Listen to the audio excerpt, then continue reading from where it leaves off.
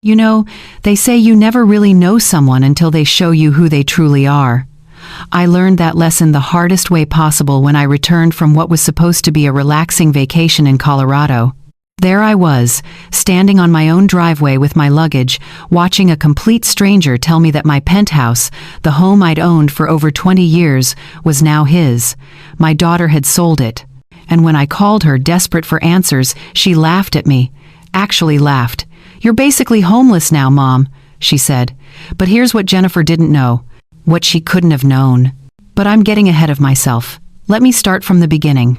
Before I tell you what happened next, I'd love to know, where are you watching this from right now? What time is it where you are?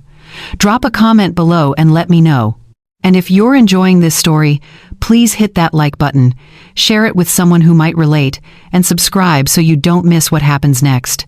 Trust me, you'll want to hear how this ends. Now, back to 3 weeks before everything fell apart. I was sitting on the balcony of a cozy cabin rental in the Colorado mountains, wrapped in a soft blanket, watching the sun dip behind the peaks. The air was cool and clean, and for the first time in months, I felt like I could actually breathe. No phone calls, no obligations. Just me, a good book, and the sound of the wind rustling through the pine trees. I'm 72 years old, and I'd spent the better part of my life working myself to the bone. Started as a secretary in a law firm back in the 70s, worked my way up to office manager, then eventually became a paralegal. Every promotion was hard-won. Every dollar I earned went toward building a life I could be proud of. By the time I retired, I'd saved enough to buy that penthouse outright, no mortgage, no debt. It was mine. 23 years I lived there. 23 years of memories. I could tell you about every corner of that place. The way the morning light would stream through the floor-to-ceiling windows in the living room, the little reading nook I'd set up by the fireplace where I'd spend my evenings with a cup of tea, the guest bedroom where my daughter Jennifer used to stay when she'd visit back when she actually visited. That penthouse wasn't just a home. It was proof that I'd made it. Proof that a woman who started with nothing could build something solid and lasting. But lately, I'd been feeling tired. Not just physically tired, though my knees weren't what they used to be, but mentally exhausted. My daughter had been calling more frequently, always with some new drama. Her husband Michael's business wasn't doing well. They were stressed about money. Could I help them out? Just a loan, Mom. Just until they got back on their feet. I'd helped before. A few thousand here and there over the years. But it never seemed to be enough. There was always another crisis, another emergency. And Jennifer, she'd changed. Or maybe I just finally started seeing her clearly. She wasn't the little girl who used to bring me dandelions from the yard anymore. She was a grown woman with her own family, her own problems. And increasingly, she seemed to view me as a solution to those problems rather than as her mother. That's why I booked the Colorado trip. I needed distance. I needed to clear my head and figure out how to set boundaries with my own daughter without destroying what was left of our relationship. The vacation was supposed to be 2 weeks. 2 weeks to hike through the mountains, visit some small towns, maybe do some antiquing. 2 weeks to remember who I was before I became Mom or the woman with the nice penthouse. I remember sitting in that cabin, journaling about my life, writing about my late husband, Tom, who'd passed 15 years ago, writing about the career I'd built, writing about Jennifer and how proud I'd been when she graduated college, when she got married, when she had given me my 2 beautiful grandchildren. I wrote about my hopes for the future, maybe traveling more, volunteering, finally taking that art class I'd been thinking about. I felt peaceful there. Hopeful, even. I had no idea that while I was writing about new beginnings, my daughter was erasing everything I'd built. I had no idea that the power of attorney I'd signed 2 years earlier, just a precaution when I had my gallbladder surgery, something my lawyer recommended, was being used against me at that very moment. I spent my last day in Colorado at a local farmer's market, buying small gifts for my grandchildren. A hand-carved wooden toy for the youngest, a beaded bracelet for the older one. I remember thinking about how excited they'd be to see Grandma, how I'd tell them stories about the mountains and maybe plan a trip to bring them back with me someday. The drive home was long but pleasant. I listened to audiobooks, stopped at roadside diners, took my time. I wasn't in any rush. Why would I be? I was heading home. To my home. My safe place. My reward for a lifetime of hard work. I pulled into my building's parking garage late in the afternoon, 3 days ago now. The security gate opened like it always did. I parked in my assigned spot, number 47. I'd had it for years. Everything seemed normal. Ordinary. I rolled my suitcase toward the elevator, already thinking about the first thing I'd do when I got upstairs. Maybe take a long bath. Order some takeout from that Thai place down the street. Call Jennifer and tell her about the trip. I had no idea I'd never make it past my own front door. The elevator ride up to the 15th floor felt exactly as it always had. The same soft hum, the same gentle jolt when it stopped. I stepped out into the familiar hallway, already fishing for my keys in my purse. Mrs. Patterson from 15C was watering the plants in the hallway like she did every Tuesday. "Welcome back, dear," she called out. "How was your trip?" "Wonderful," I said, smiling. "I'll tell you all about it later." Everything was normal. Everything was fine. I reached my door, 15G, the corner unit with the best views in the entire building, and slid my key into the lock. It wouldn't turn. I jiggled it a bit, thinking maybe the lock was stiff from disuse. Sometimes that happened after I'd been gone for a while. But nothing. The key wouldn't even go in all the way. That's when I noticed it. The lock itself looked different. Newer, shinier. My stomach did a small flip, but I pushed the feeling down. Maybe building maintenance had replaced the locks? They'd done that once before, years ago, after a break-in on the 3rd floor. They must have forgotten to give me the new key. I pressed the doorbell. Once, twice, 3 times. Through the frosted glass panel beside the door, I could see movement inside. Someone was home. Good. They'd let me in and I could figure this out. The door opened, but only part way. A chain lock held it in place. A man I'd never seen before stared out at me. He was maybe 40, with a thick beard and suspicious eyes. "Yes?" "Oh, hello," I said, trying to keep my voice pleasant despite the confusion swirling in my head. "I'm sorry to bother you, but I think there's been some kind of mix-up with the locks. I live here. This is my penthouse."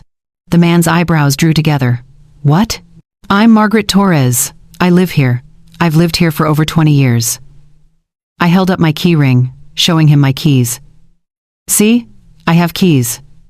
I just got back from vacation and—" "Lady, I don't know what you're talking about." He glanced back over his shoulder, and I could see a woman appear behind him, his wife, I assumed. "Honey, there's someone at the door saying she lives here." The woman stepped forward, her face a mixture of concern and irritation. "What's going on?" "This is my home," I repeated, hearing my voice shake now. "There must be some mistake. Did maintenance let you in? Are you doing repairs?" The man shook his head slowly. "We're not doing repairs. We own this place. We bought it 3 weeks ago, closed on it, moved in, everything." The world seemed to tilt sideways. That's impossible," I whispered. "You can't have bought it. It's not for sale. It's mine." The woman crossed her arms. "Look, I don't know what's happening here, but we have the deed. We went through a real estate agent, signed all the papers, did the whole closing process. This is our home now." "Who sold it to you?" The words came out sharper than I intended. "Who told you they could sell this property?" The man and woman exchanged glances. "Your daughter," the man said finally. "Jennifer Torres Brennan. She's the one who handled the whole sale. Said you were moving into a care facility and wanted to liquidate your assets." My legs went weak. I reached out and gripped the doorframe to steady myself. "My daughter," I repeated numbly. "Yeah, nice lady. She had all the paperwork, power of attorney, everything. Our lawyer checked it all out. It was completely legal." I couldn't breathe. The hallway seemed to be closing in around me. "Ma'am, are you okay?" the woman asked, her voice softening slightly. "You look pale. Do you need to sit down?" I shook my head, taking a step back. I need to make a phone call." "Look," the man said, his tone gentler now. "I don't know what's going on here, but we bought this place fair and square. We have kids moving into the school district next month. We sold our old house to afford this one. Whatever's happening between you and your daughter, you need to work it out with her, not us." The door closed. I heard the deadbolt slide into place. I stood there in the hallway, staring at the door that had been mine for 23 years. The door I'd painted a custom shade of navy blue because it reminded me of the ocean. The door that had a tiny scratch near the bottom where I'd once dropped my keys. Except now it wasn't navy blue anymore. It was gray. A plain, unremarkable gray. They'd even repainted my door. My hands were trembling as I pulled out my phone. I scrolled through my contacts until I found Jennifer's number. My thumb hovered over it for just a moment. Part of me didn't want to call. Part of me wanted to believe this was all some horrible misunderstanding that could be explained away. Maybe Jennifer had rented the place out while I was gone. Maybe she'd thought I was staying in Colorado longer. There had to be a reasonable explanation. But deep down, in that place where mothers know things about their children, even when they don't want to, I already knew the truth. I pressed the call button. The phone rang once, twice, 3 times. "Mom, you're back!" Jennifer's voice was bright, almost cheerful, like nothing was wrong, like she hadn't just destroyed my entire life. "Jennifer." My voice came out hoarse. "Why are there strangers living in my penthouse?" Silence on the other end. Not the silence of confusion, but the silence of someone who's been caught and is trying to decide how to respond. "Jennifer, answer me. Why did you sell my home?" I could hear her breathing on the other end of the line. Then came that sigh. That heavy, exaggerated sigh I'd heard 1,000 times before, the one she used when she thought I was being difficult. "Mom, okay, listen. I can explain." "Then explain." I was still standing in the hallway, my suitcase beside me, staring at the door that was no longer mine. Mrs. Patterson had gone back into her apartment, probably sensing the tension. "Explain to me why strangers are living in my penthouse." "You're being dramatic," Jennifer said, her voice taking on that edge of impatience. "It's not that big of a deal." "Not that big of a deal?" I felt heat rising in my chest. "Jennifer, this is my home. I've lived here for over 2 decades. You had no right to sell it." "Actually, Mom, I did have the right. Remember that power of attorney you signed when you had your gallbladder surgery? Well, Michael and I talked to a lawyer, and technically, I could make financial decisions on your behalf if necessary." My mind was reeling. That was for medical emergencies. That was so you could pay my hospital bills if something went wrong during surgery. It wasn't permission to sell my property behind my back. Well, our lawyer said it was legal, so... She trailed off, as if that settled everything. "Your lawyer," I repeated slowly. "Jennifer, whose lawyer did you talk to?" "Michael's friend from college. He practices real estate law. He looked over everything and said we were fine." "Of course. Michael's friend. Not an independent attorney. Not someone who might have actually explained what power of attorney meant. Someone who would tell them exactly what they wanted to hear." "Jennifer, why would you do this?" My voice cracked. "Why would you sell my home without even telling me?" Another pause. Then, quietly, almost defensively, "We needed the money, Mom." "You needed the money," I echoed. "Yes, Michael has debts, serious ones. We were about to lose everything. The bank was threatening to foreclose on our house. We had creditors calling every single day. What were we supposed to do?" "You were supposed to talk to me." The words came out louder than I intended, bouncing off the hallway walls. "You were supposed to call me and explain the situation. You were supposed to ask for help, not just steal from me." "We're not stealing, Mom. God, you always make everything so dramatic." I could hear the irritation building in her voice. "We got fair market value for the penthouse. The money went into an account. You'll get some of it once we sort out Michael's debts." "Some of it?" My hands were shaking so badly I nearly dropped the phone. "Jennifer, that was my home. That was my security. That was everything I worked my entire life to build. And now you'll have cash instead. Isn't that better? You're getting older, Mom. You don't need a big place like that anymore. We were actually doing you a favor." A favor. She thought she was doing me a favor. Where exactly did you think I was going to live when I got back from Colorado? "I don't know. You have options.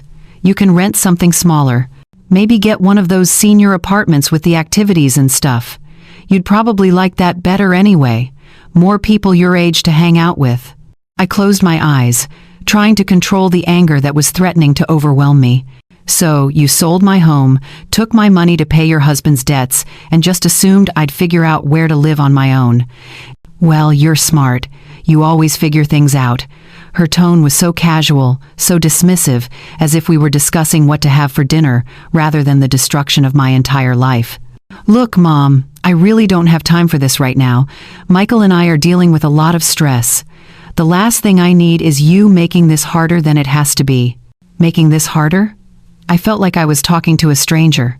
"Jennifer, do you hear yourself right now? Do you understand what you've done? What I've done is saved my family from financial ruin. You're my mother. You're supposed to want to help your children. Isn't that what parents do?" "Help, yes. But you didn't ask for help. You stole from me." "It's not stealing if it's legal, Mom. And it was legal. I have the paperwork to prove it." "Legal doesn't mean right, Jennifer." She made a sound of frustration. "You know what? I'm not doing this with you right now.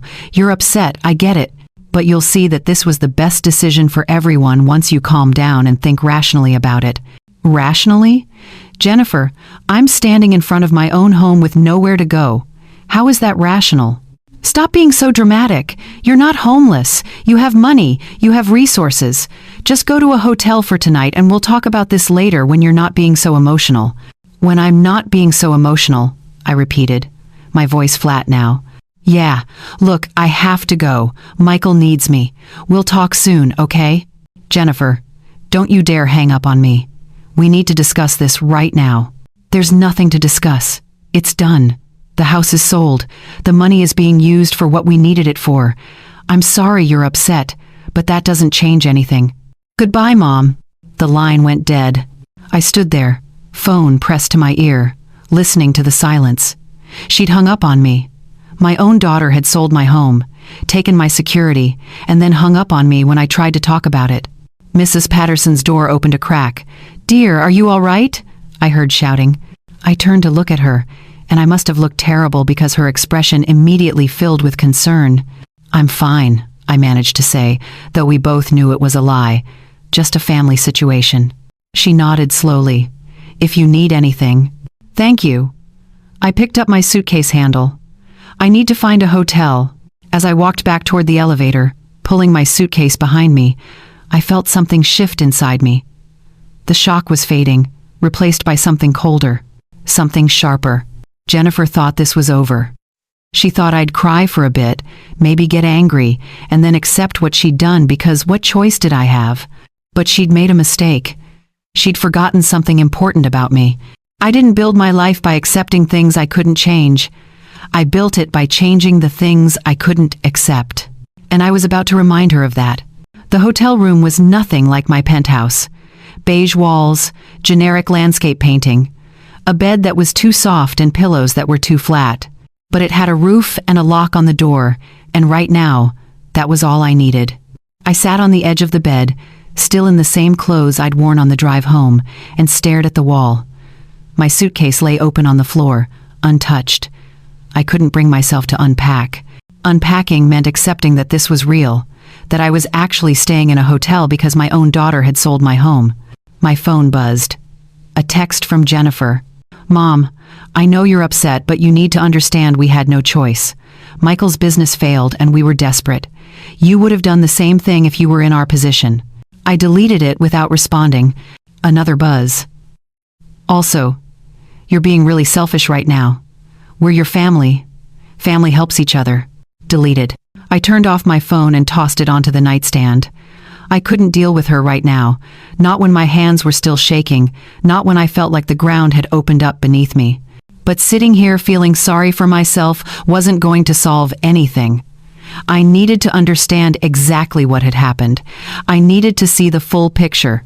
I pulled my laptop out of my carry-on bag. One of the benefits of being meticulous my entire life was that I kept digital copies of everything important. Property deeds, bank statements, legal documents, all organized in folders, all backed up to the cloud.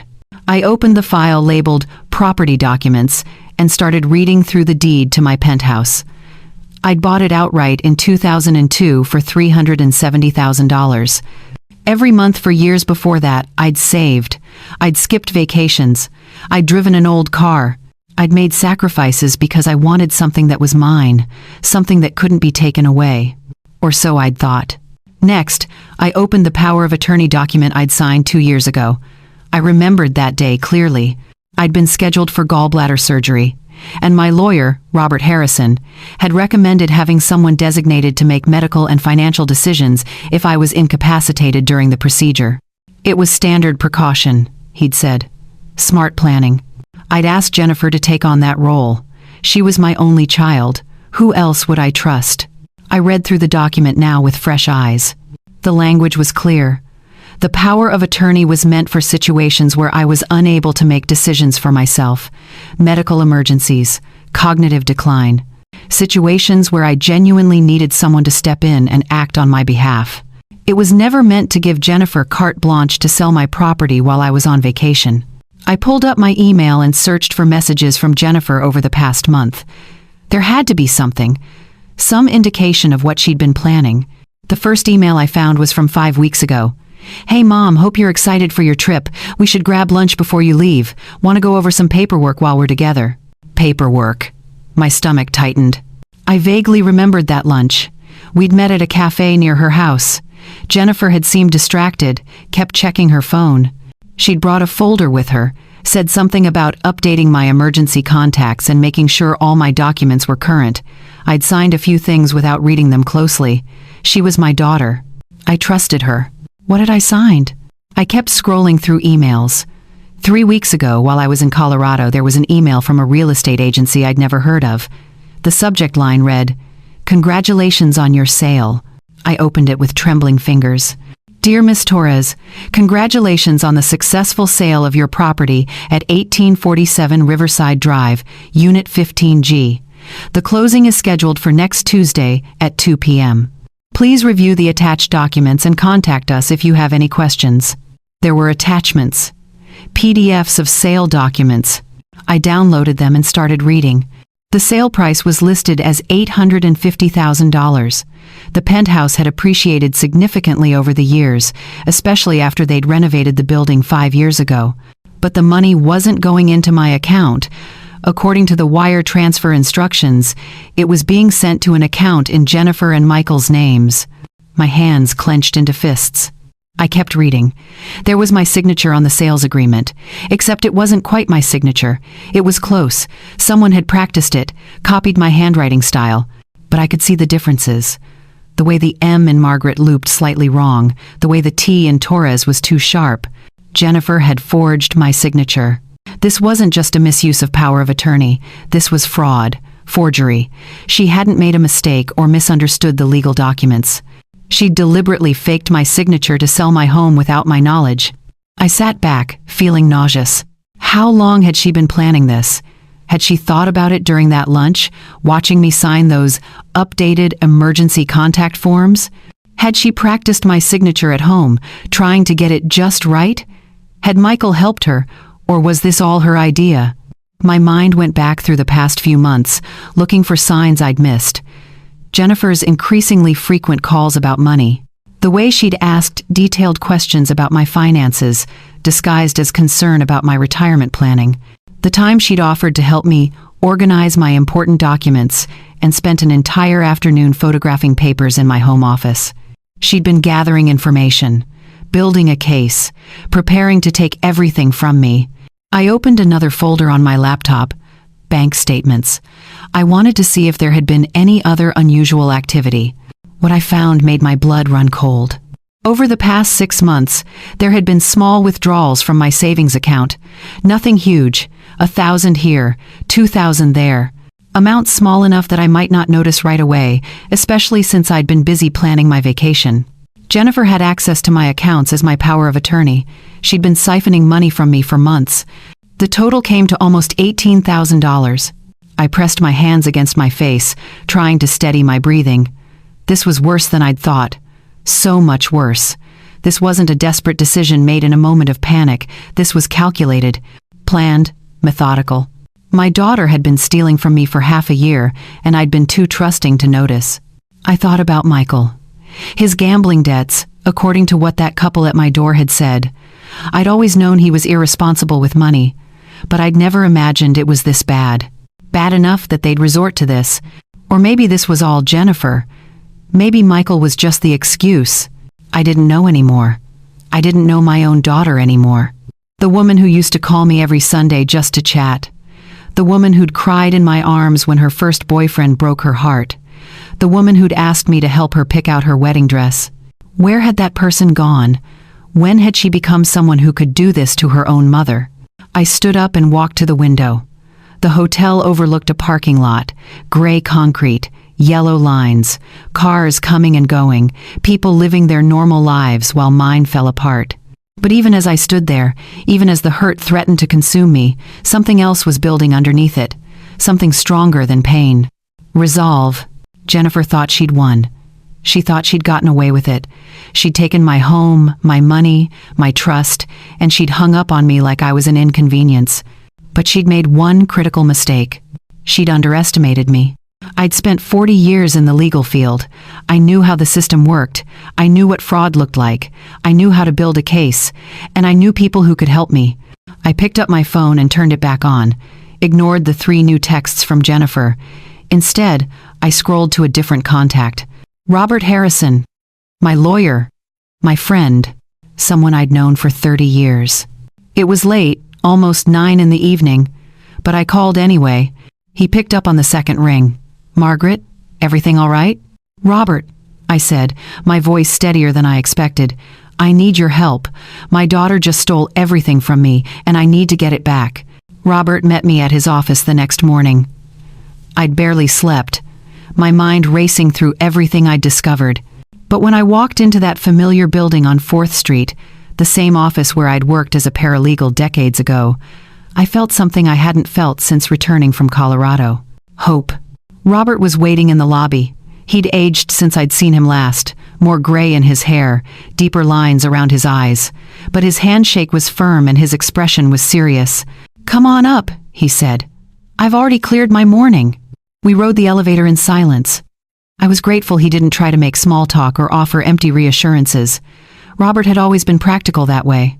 We'd worked together long enough that he knew when to speak and when to listen. His office looked exactly the same as I remembered. Floor-to-ceiling bookshelves filled with legal texts, a massive oak desk covered in neat stacks of files, the same coffee maker in the corner that had been there since 1987. "Sit," he said, gesturing to the leather chair across from his desk. "Tell me everything." So I did. I started with the vacation, the return home, the stranger at my door.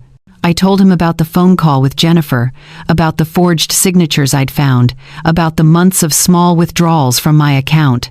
I showed him the documents I'd printed from my laptop, the emails, the bank statements. Robert listened without interrupting, his expression growing darker with each detail.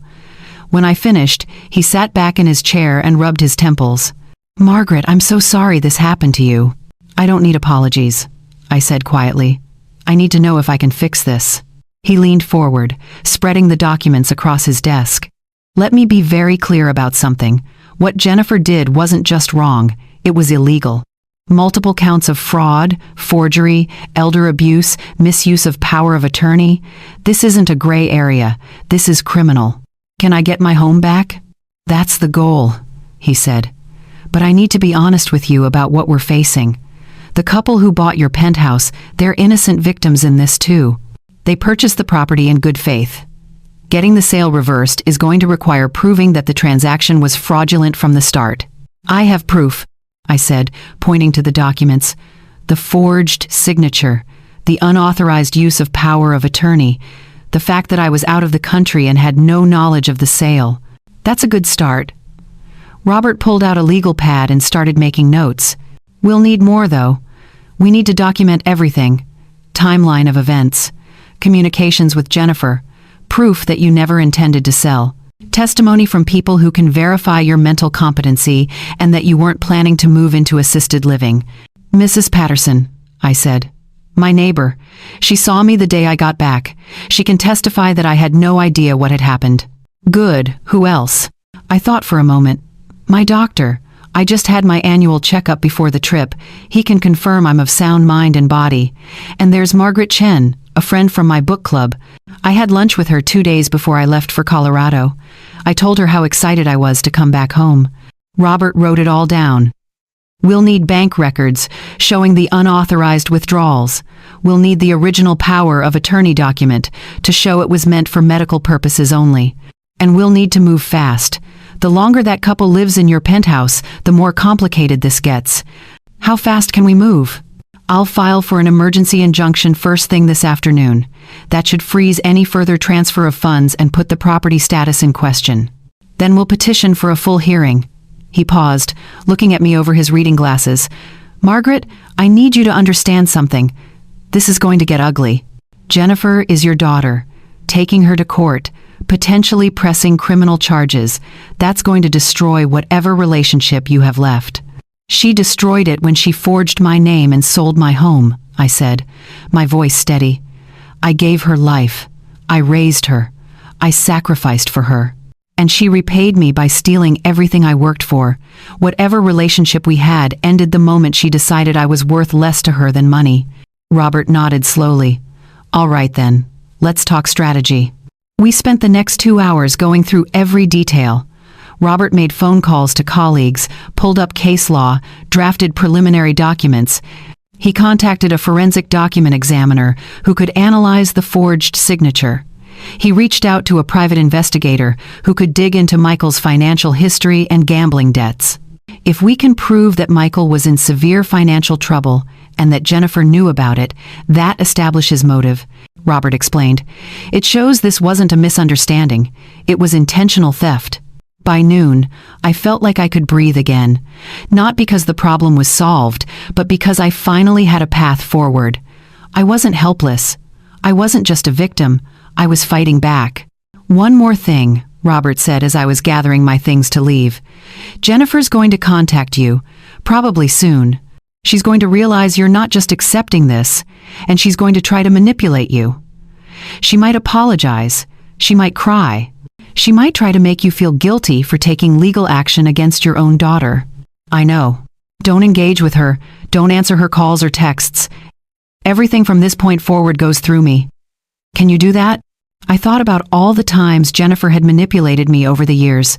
The guilt trips, the emotional blackmail, the way she'd twist situations to make herself the victim.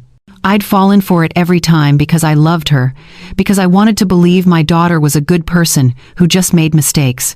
But this wasn't a mistake. This was a choice. A series of choices, made over months, all designed to take advantage of the person who loved her most. Yes, I said, I can do that. Robert walked me to the elevator. We're going to get your home back, Margaret. I promise you that. I nodded, but as the elevator doors closed, I realized something. Getting my home back wasn't enough. It wasn't just about the penthouse or the money. It was about justice.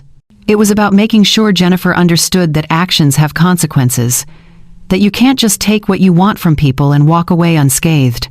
She'd thought I was weak, an easy target, an old woman who'd just accept whatever her daughter decided was best for her. She was about to learn how wrong she was. My phone buzzed. Another text from Jennifer. Mom, seriously, you need to stop being so stubborn. Just accept that this is what's best for everyone and move on. You're embarrassing yourself. I smiled. A cold smile. The kind of smile you get when you know something the other person doesn't. Jennifer had no idea what was coming, but she was about to find out. 3 days later, I sat in a small conference room in Robert's office, surrounded by people I'd never met but desperately needed. There was Daniel Wright, the forensic document examiner Robert had recommended. Beside him sat Patricia Moore, a private investigator who specialized in financial fraud. And across from me was Robert himself, a stack of folders growing taller by the hour. Let's start with the signature analysis, Robert said, nodding to Daniel. Daniel pulled out a magnifying device and positioned it over the sales documents. Mrs. Torres, I've examined both the signature on the property sale and samples of your actual signature from various documents over the years. There are significant differences. He pointed to the screen where he'd projected enlarged images of the signatures side by side. See here? Your natural signature has a very distinctive flow. The G in Margaret curves back slightly and connects to the A, but in the forged signature, that connection is absent. The person who signed this tried to copy your style, but didn't understand the muscle memory behind it. I leaned closer, studying the images. He was right. I'd been signing my name the same way for 50 years. You don't think about it, you just do it. But someone trying to copy it would have to think about every stroke, and that shows. There are at least 8 distinct differences I can point to, Daniel continued. The pressure points are wrong. The speed of writing is inconsistent. And most tellingly, there's a slight tremor in the forged signature that suggests hesitation. Someone was nervous when they signed your name. Can you testify to this in court? Robert asked. Absolutely. I'll prepare a full report with detailed analysis. This signature is definitely not authentic. Robert made a note. Good. That's solid evidence of forgery. Patricia, what did you find about the financial situation? Patricia opened her laptop and turned it to face us. Michael Brennan is in deep trouble. I'm talking about over $200,000 in debt accumulated over the last 18 months. Most of it from gambling. My stomach dropped. $200,000. He's got accounts at 3 different casinos in Atlantic City, Patricia continued, plus online gambling sites. He's also been borrowing from private lenders, the kind that charge interest rates that would make a loan shark blush.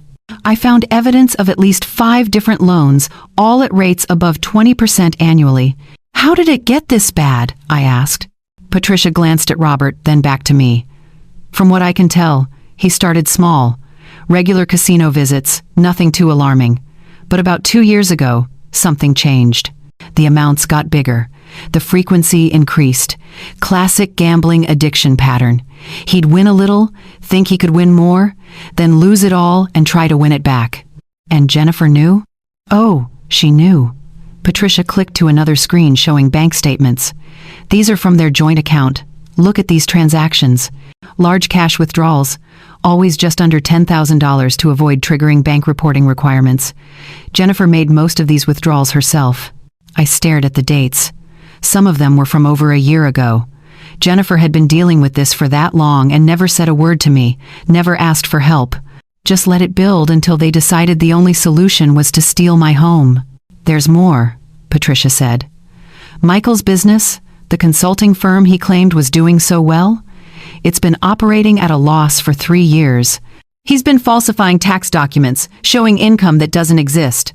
The IRS hasn't caught on yet, but they will. Robert leaned back in his chair, processing everything. So we have a clear motive. Desperate financial situation, mounting debts, and a mother-in-law with substantial assets. Patricia, did you find any evidence that they planned this in advance? I'm still working on that, but I found something interesting. Patricia pulled up an email thread. This is from 4 months ago. An email from Jennifer to Michael with the subject line, Mom's Properties. In it, she's discussing the current market value of your penthouse and speculating about what they could get for it. 4 months ago, long before I'd even planned my Colorado trip, she was researching how to sell my home 4 months ago, I said, my voice hollow. It gets worse, Patricia said gently. I found text messages between Jennifer and a real estate agent from 6 weeks ago. She was asking about how to handle a sale when the owner was temporarily unavailable. The agent gave her information about power of attorney sales.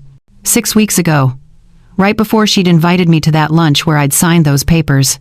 The room felt smaller suddenly, the air thicker. Every new piece of information was another weight pressing down on my chest. Mrs. Torres, are you all right? Daniel asked. You've gone pale. I'm fine, I lied. Please, continue. Robert gave me a concerned look but nodded to Patricia to keep going. I also pulled Jennifer's credit card statements, Patricia said.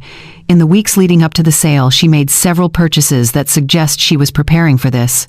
She bought a notary stamp online. She purchased tracing paper and high-quality pens. She even bought a book about document forgery. I closed my eyes. Each detail was another nail in the coffin of any doubt I might have had. This wasn't desperation. This wasn't a spur-of-the-moment decision. My daughter had researched, planned, and executed a calculated theft. The notary who witnessed the signature, Robert interjected. Patricia, were you able to find out anything about them? Yes, his name is Kevin Foster. He's a mobile notary who advertises quick, no-questions-asked service. I spoke to him yesterday, pretending I needed documents notarized. He admitted, off the record, that he doesn't always verify identities thoroughly if the client seems trustworthy. I'd bet money Jennifer paid him extra to look the other way. Can we prove that? Robert asked. Not yet, but I'm working on it. If I can get his bank records showing an unusually large payment from Jennifer around the time of the notarization, that would be damning. Robert turned to me. Margaret, I know this is hard to hear, but this is actually good news from a legal standpoint. We're not dealing with a misunderstanding or a gray area. This is clear, premeditated fraud. The evidence is overwhelming. I nodded slowly. Good news. It felt strange to call it that when every piece of evidence felt like another betrayal. There's one more thing, Patricia said, her voice softer now. I looked into Jennifer's personal accounts, separate from the joint account with Michael. She's been moving money. Small amounts, transferred to an account in the Cayman Islands. It started about 2 weeks after the Penthouse sale. She's hiding assets, Robert said immediately. She knew this might catch up with her eventually. She's trying to squirrel money away where it can't be touched. The Cayman Islands. My daughter had gone so far as to open offshore accounts. This wasn't just theft.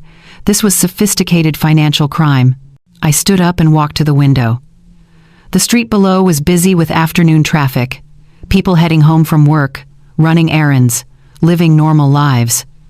I used to have a normal life. I used to worry about normal things, like whether I'd planted my tomatoes too early or if I needed to replace the filter in my air conditioner.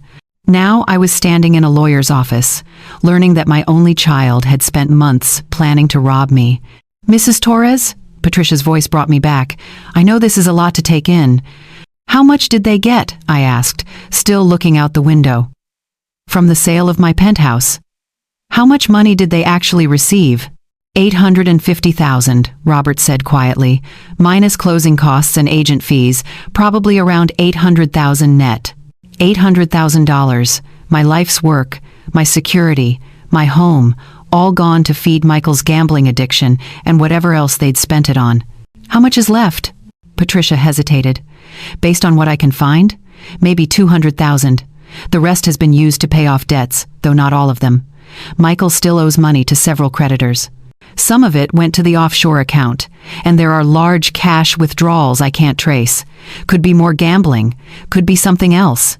$600,000, spent or hidden in just 3 weeks. I turned back to face them. What happens next? Robert gathered his papers. Next, we go to court. We file for the emergency injunction tomorrow. We present all of this evidence. We ask the judge to reverse the sale, freeze all of Jennifer and Michael's accounts, and start criminal proceedings for fraud and elder abuse. Will it work? With evidence like this? Yes. I'm confident we'll win. The question isn't if, it's when. And how much damage Jennifer and Michael do to themselves trying to fight it. I sat back down, feeling exhausted. Exhausted but also strangely clear-headed. The investigation had given me something I desperately needed. Not just evidence, but understanding.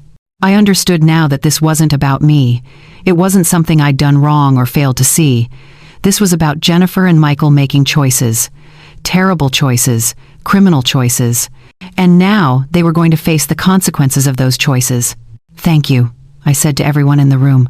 All of you, for helping me see the truth. Daniel packed up his equipment. Happy to help, Mrs. Torres. No one should have to go through what you're going through. As everyone filed out, Robert stayed behind. Margaret, there's something else we need to discuss. When we go to court, Jennifer is going to try to paint herself as the victim. She'll say she was just trying to help, that Michael pressured her, that she didn't understand what she was doing. Let her try, I said. We have emails, text messages, evidence of planning. A jury will see through it. They will, Robert agreed. But I need to prepare you. She's your daughter. Seeing her in court, watching her try to defend the indefensible, it's going to hurt. It already hurts, I said quietly. Every day since I came home, it's hurt. But you know what hurts more? The thought of letting her get away with it. The thought of other people thinking it's okay to treat their parents this way. No. She made her choices. Now she lives with them. Robert nodded, satisfied. All right then. Court date is set for Monday, 3 days from now. Get some rest this weekend. You're going to need your strength. As I left the office and stepped out into the late afternoon sun, I felt different, lighter somehow. The investigation had shown me the full scope of the betrayal, yes. But it had also shown me that I wasn't crazy. I wasn't overreacting. What had been done to me was wrong, and I had every right to fight back. Jennifer had counted on me being too hurt, too confused, too defeated to do anything about it. She'd counted wrong. I didn't tell Robert I was going to see Jennifer. He would have tried to stop me, reminded me that all communication should go through him, warned me about saying something that could hurt our case. And he would have been right. But this wasn't about the case. Not entirely. This was about looking my daughter in the eye and making her understand that I knew exactly what she'd done. I drove to her house on Saturday afternoon. It was a modest, 2-story colonial in the suburbs, the kind of place that screamed middle-class respectability. Neat lawn, 2-car garage, a basketball hoop in the driveway. From the outside, you'd never guess the people who lived here had just committed fraud. I sat in my rental car for a moment, gathering my courage. Through the living room window, I could see movement. Jennifer was home. Good. I walked up the front path and rang the doorbell. Waited. Heard footsteps inside. The door opened. Jennifer stood there in yoga pants and an oversized sweater, her hair pulled back in a messy ponytail.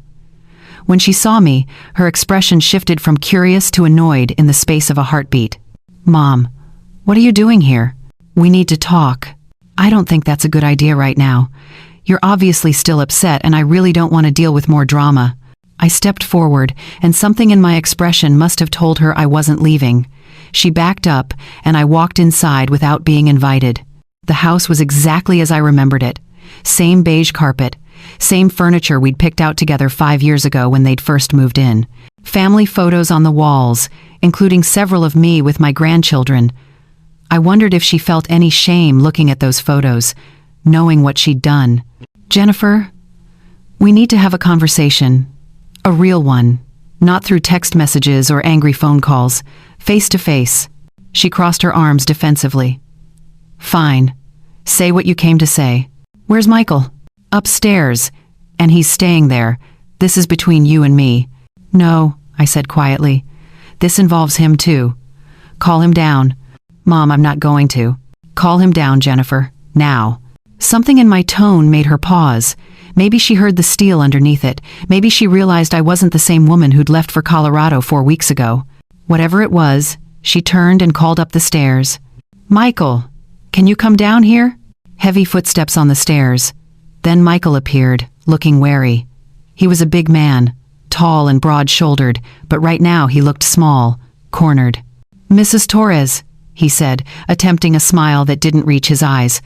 "Good to see you." "Is it?" I asked. "Is it really good to see the woman whose home you stole?" The smile vanished. "Now wait just a minute. We didn't steal anything. Everything we did was legal." "Legal," I repeated. "You keep using that word. Do you know what else is legal, Michael?" Forensic document analysis, private investigators, court orders, and I've employed all 3. Jennifer's face went pale. "What are you talking about?" "I'm talking about the fact that I know everything." I moved further into the living room, and they both backed up slightly, like I was something dangerous. Maybe I was.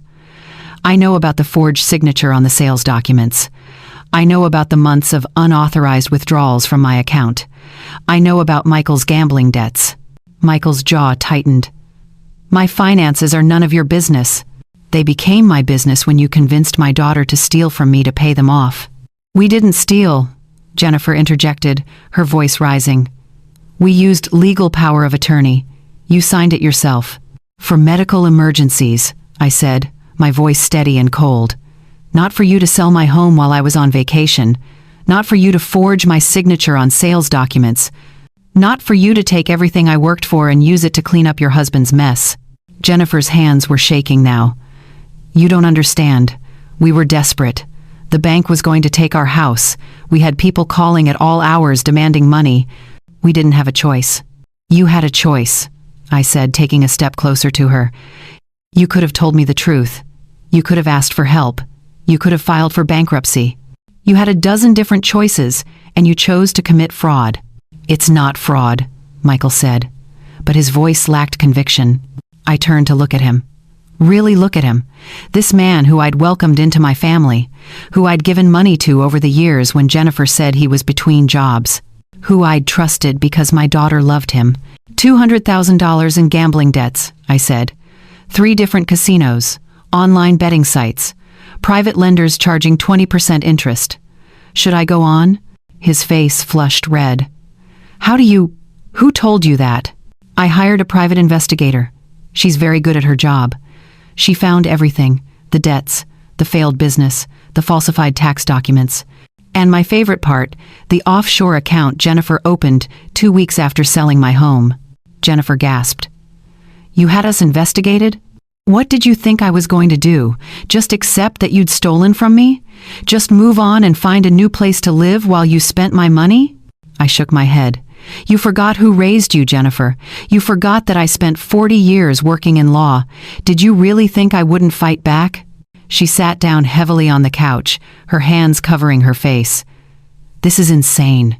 You're supposed to be my mother. You're supposed to support me.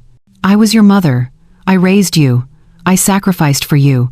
I worked 2 jobs to pay for your college. I helped you with the down payment on this house. I babysat your children so you could build your career. And you repaid all of that by forging my signature and selling my home. We were going to give you some of the money, Jennifer said weakly, once we got the debts under control. Some of the money, I repeated. How generous. Tell me, Jennifer, how much of my $800,000 is left? Silence. Neither of them answered. I'll tell you how much. About $200,000. You spent or hid $600,000 in 3 weeks. $600,000 that wasn't yours to spend. Michael moved toward the door, like he was thinking about leaving. I don't have to listen to this. Actually, you do, I said, because Monday morning I'm going to court. I'm filing for an emergency injunction to freeze all of your accounts and reverse the sale of my penthouse. I'm also pressing charges for fraud, forgery, elder abuse, and misuse of power of attorney. Jennifer's head snapped up. Elder abuse? Mom, you can't be serious. I'm completely serious. What you did fits the legal definition perfectly. You exploited your position of trust to steal from an elderly person. That's textbook elder abuse. I'm your daughter, she said, tears starting to stream down her face. How can you do this to me? How can you send your own daughter to jail? I looked at her. This woman I'd given birth to, raised, loved unconditionally for 40 years, and I felt nothing. No sympathy, no urge to comfort her. She'd burned all of that away when she decided I was worth less than money. I'm not sending you to jail, I said quietly. You sent yourself there the moment you forged my signature. I'm just making sure you get there. This is ridiculous, Michael said, finding his voice again. You can't prove any of this. Can't I? I pulled out my phone and opened the folder where I'd saved copies of everything. I have the forensic analysis showing 8 distinct differences between my real signature and the forged one. I have bank records showing unauthorized withdrawals. I have emails from 4 months ago where Jennifer discussed selling my home. I have text messages where she asked a real estate agent about power of attorney sales. I have evidence of your gambling debts, your failed business, your tax fraud. I have everything, Michael. Everything. The color drained from his face. Jennifer was sobbing now. Mom, please. Think about your grandchildren. If we go to jail, what happens to them? And there it was. The manipulation I'd been expecting. Use the grandchildren as leverage. Make me feel guilty for holding her accountable. You should have thought about your children before you committed fraud. I said, you should have thought about them before you decided to steal from their grandmother. You made choices, Jennifer. You chose this path. And now you get to live with the consequences. We can pay you back, Michael said desperately. We'll sell this house. We'll get jobs. We'll pay back every penny. With what money? You've already spent most of it.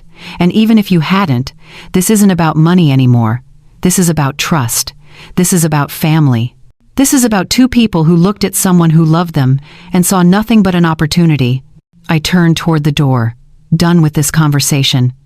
Done with their excuses and their tears and their desperate attempts to avoid responsibility. Wait, Jennifer called out. "Mom, please, there has to be some way to fix this, some way to make this right." I paused at the door and looked back at her. There was a way to make this right. It was called not doing it in the first place. It was called being honest. It was called treating your mother with respect instead of like an ATM you could rob whenever you needed cash. "So that's it?" she asked. "You're just going to destroy your own family?" "I'm not destroying anything," I said. "You already did that. I'm just cleaning up the mess." I walked out, closing the door behind me. Behind it, I could hear Jennifer's sobs and Michael's angry voice. But I didn't go back, didn't hesitate, didn't second-guess myself. As I drove away from that house, I felt something settle inside me, a sense of rightness, of purpose. Jennifer had gambled that I wouldn't fight back, that maternal love would override justice, that I'd choose family harmony over holding her accountable. She'd lost that bet. And on Monday, she'd find out just how much that loss was going to cost her. Monday morning arrived with gray skies and a biting wind. I stood on the courthouse steps, clutching my purse and the folder containing copies of all our evidence. Robert was beside me, his briefcase in one hand and a coffee in the other. "Ready?" he asked. I nodded.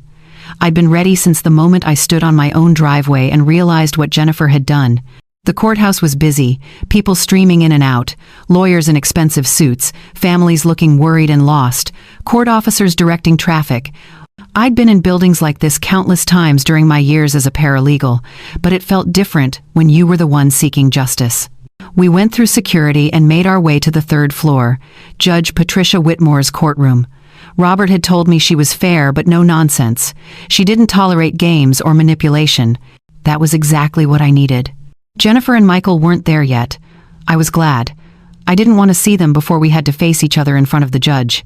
We sat on a bench outside the courtroom, and Robert reviewed his notes one more time.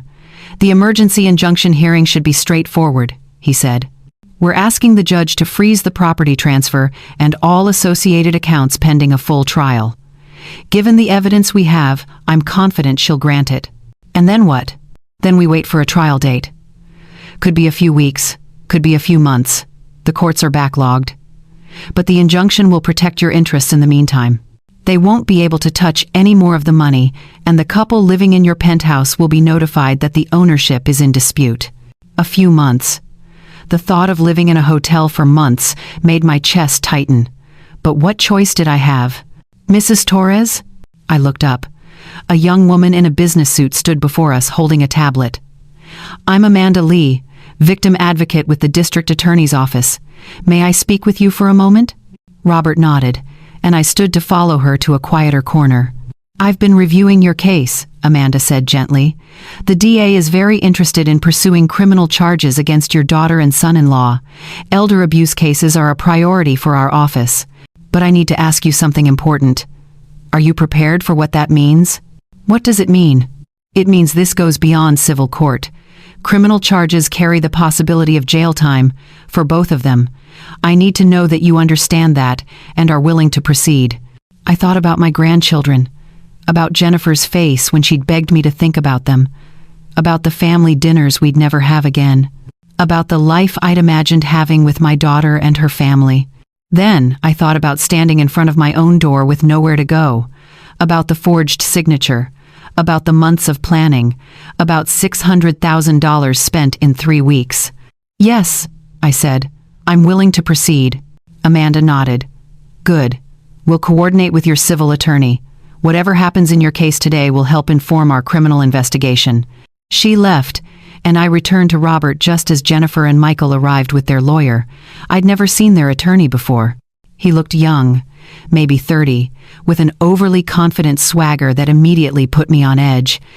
Jennifer wouldn't look at me. She kept her eyes on the floor, her hand gripping Michael's arm. Michael, on the other hand, stared at me with barely concealed anger. Their lawyer approached Robert. "Harrison, I'm Todd Brenner. I'm hoping we can resolve this without wasting the court's time. Your client is obviously confused about the legal parameters of the power of attorney. Perhaps if we sat down and explained it to her." "My client isn't confused about anything," Robert said coolly. "She's the victim of fraud, and we have extensive evidence to prove it." "Evidence that you obtained through illegal surveillance, I'd imagine," Brenner shot back. any private investigation conducted without proper authorization was completely legal and conducted by a licensed investigator, Robert finished. Nice try, though. The courtroom doors opened, and a clerk called us inside. Case number 2025CV8847, Torres versus Torres and Brennan. We filed in and took our positions, Jennifer, Michael, and their lawyer on one side, Robert and me on the other. The judge's bench loomed above us, empty for now. All rise for the Honorable Judge Patricia Whitmore. Judge Whitmore entered through a side door. She was a woman in her 60s with short gray hair and sharp eyes that seemed to take in everything at once. She sat, adjusted her glasses, and opened the file in front of her. "This is a hearing on an emergency motion for injunction," she said. "Mr. Harrison, you're representing the plaintiff?" "Yes, Your Honor." "And Mr. Brenner, you're representing the defendants?" "Correct, Your Honor." "Mr. Harrison, make your case." Robert stood and launched into our argument. He was precise, methodical, building the case piece by piece. He presented the forged signature analysis, the timeline of events, the evidence of planning, the unauthorized withdrawals, Michael's gambling debts, everything we'd gathered over the past week.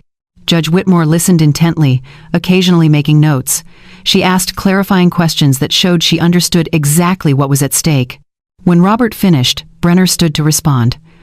"Your Honor, the defense maintains that Mrs. Jennifer Torres acted within her legal rights under the power of attorney. Her mother signed this document voluntarily. The language is broad enough to encompass financial decisions. There's no fraud here, just a family disagreement about the extent of authority granted." "Mr. Brenner," the judge said, "are you seriously arguing that forging someone's signature falls within the scope of power of attorney?" "We dispute that the signature was forged, Your Honor. Mrs. Margaret Torres is 72 years old.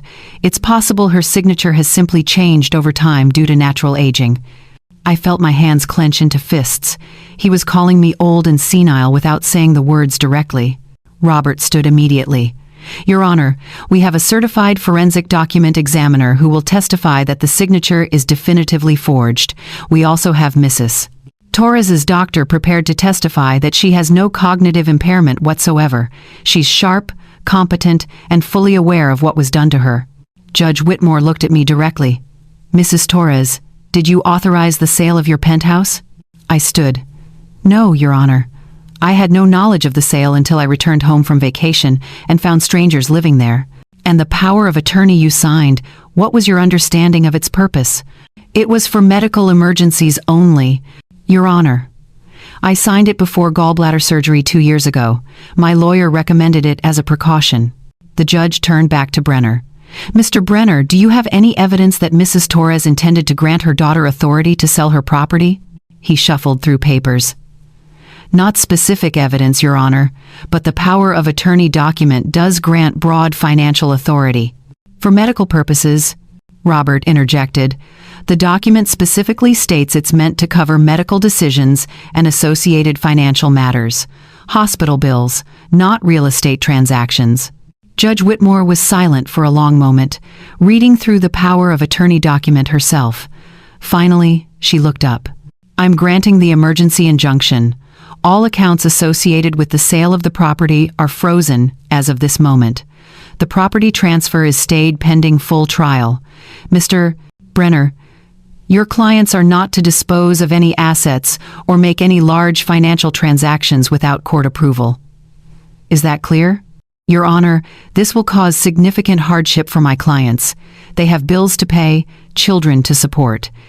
They should have thought of that before allegedly forging signatures and selling property that wasn't theirs to sell," the judge said sharply. "The injunction stands. We'll schedule a full hearing for," she consulted her calendar, "6 weeks from today. That will give both sides time to prepare their cases thoroughly. 6 weeks.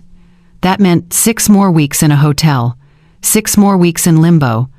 But it also meant Jennifer and Michael couldn't touch what was left of my money, couldn't hide more assets, couldn't run. This court is adjourned." As we filed out, Jennifer finally looked at me. Her eyes were red, her face drawn. She opened her mouth as if to say something, but Michael pulled her away. Outside the courtroom, Robert shook my hand. That went exactly as we hoped. The judge saw through their arguments immediately. 6 weeks, I said. That's a long time to wait. Use it, Robert advised. Rest. Build up your strength. We have a solid case, but the full trial is going to be intense. Jennifer's lawyer is going to try every trick in the book to make you look vindictive or confused. You need to be ready. I nodded. 6 weeks suddenly felt like both too long and not long enough. The days that followed were strange. I was in limbo, caught between the life I'd had and the life I was trying to reclaim. I stayed in my hotel room most days, working with Robert to prepare for trial. We went over testimony, practiced responses to questions I might be asked, reviewed evidence until I could recite it in my sleep. But at night, alone in that generic hotel room, doubt crept in. What if the judge at the full trial didn't see things as clearly? What if Brenner found some legal loophole? What if I'd miscalculated and was about to lose everything for good? On those nights, I'd pull out my phone and look at photos of my penthouse, the view from the balcony, the reading nook, the kitchen where I'd baked cookies for my grandchildren, my home, my sanctuary, the physical representation of a lifetime of work. And then I'd remember Jennifer's voice on the phone. Stop being so dramatic. The casual dismissal, the complete lack of remorse. No, I wasn't wrong. I wasn't being vindictive. I was fighting for what was mine. For justice, for the principle that you can't just take what you want from people and walk away. 6 weeks crawled by. Robert called with updates. The private investigator found more evidence. The forensic accountant traced more hidden money. The DA's office formally announced they were pursuing criminal charges. Each piece of news made the case stronger, made victory seem more certain. But it also made the final confrontation loom larger. Soon, very soon, I'd be sitting in that courtroom again, and this time, it wouldn't be a quick hearing. It would be a trial, a reckoning. Jennifer and Michael's day of judgment was coming, and I was ready. The morning of the trial, I woke before dawn. My hotel room was dark and quiet, but sleep was impossible. Today was the day. After 6 weeks of waiting, of preparing, of lying awake wondering if justice would truly be served, we were finally going to court. I dressed carefully, a navy suit that I'd owned for years, professional but not showy, pearl earrings Tom had given me on our 30th anniversary, sensible shoes.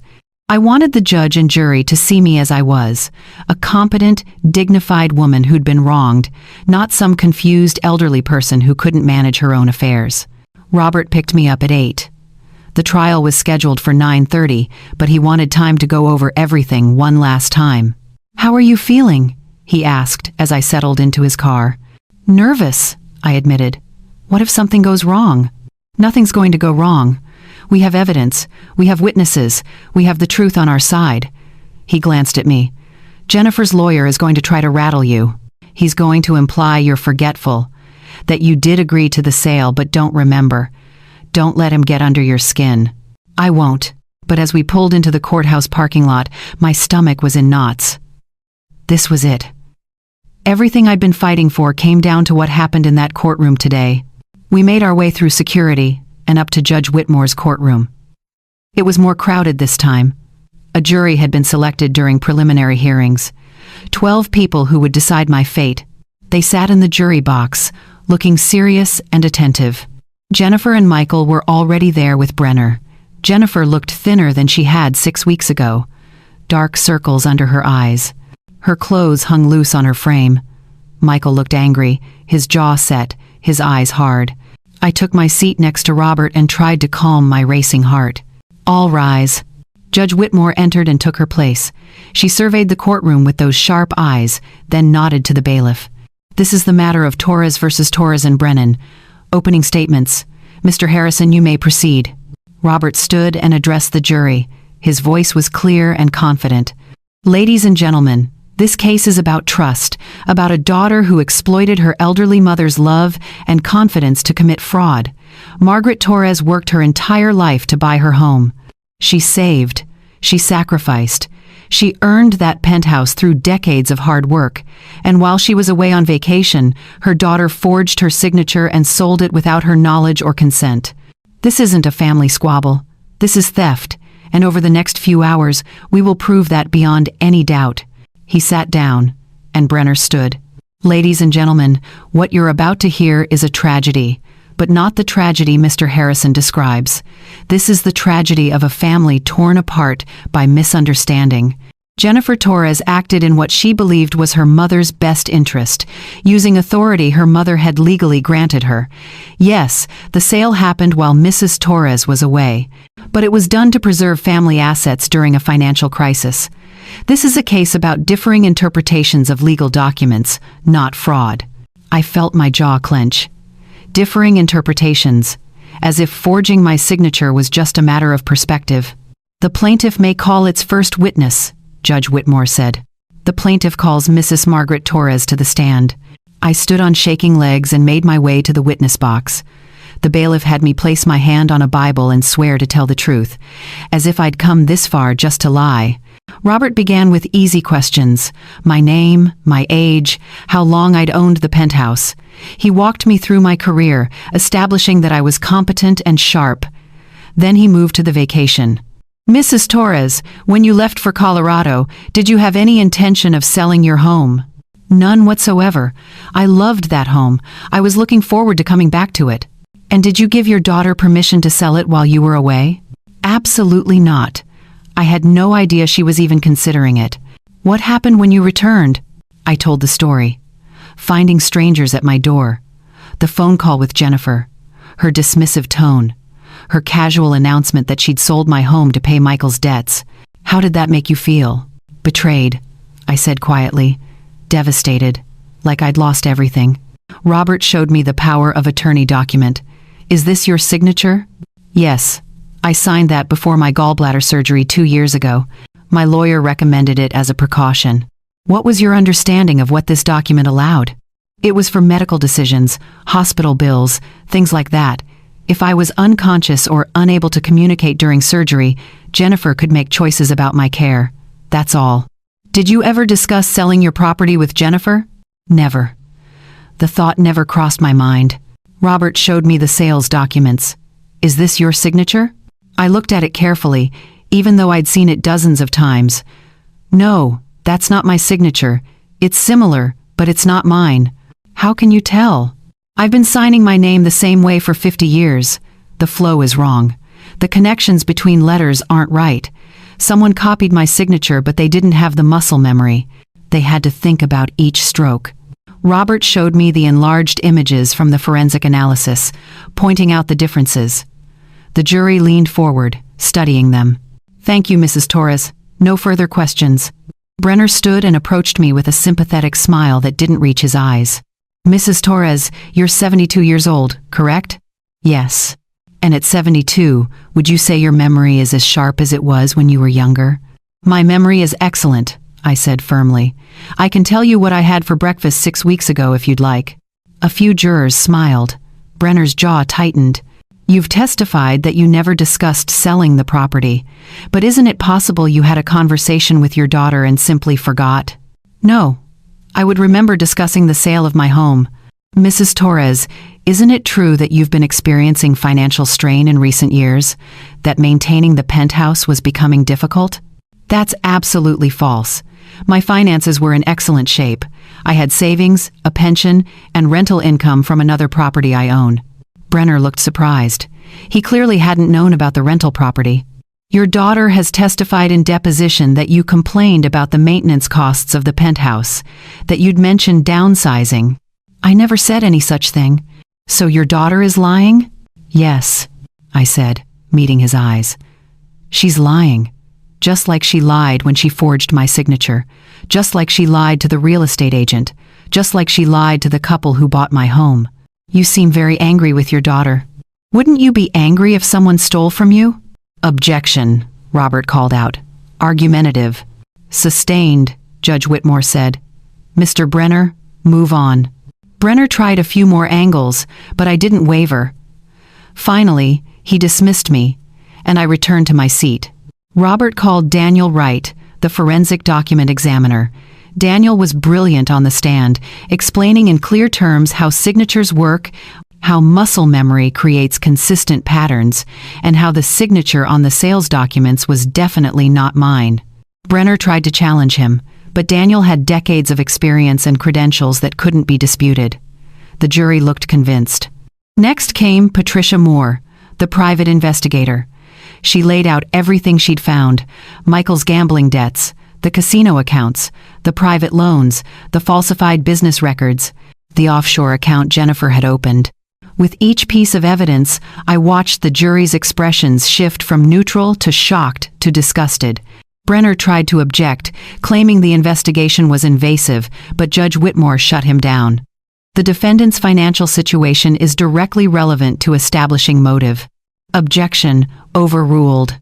Finally, Robert called my doctor, who testified that I was in excellent health, both physically and mentally, no cognitive decline, no memory issues, sharp as anyone half my age. When Robert rested our case, I felt cautiously hopeful. The evidence was overwhelming.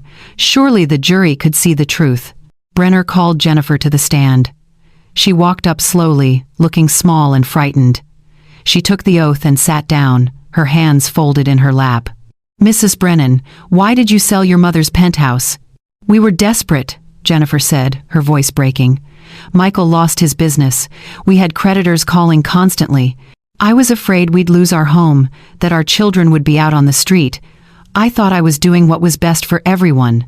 "Did you intend to defraud your mother?" "No, never. I thought the power of attorney gave me the authority. I thought I was helping." "Did you forge your mother's signature?" "No, I signed it myself, but I believed I had the legal right to sign on her behalf under the power of attorney."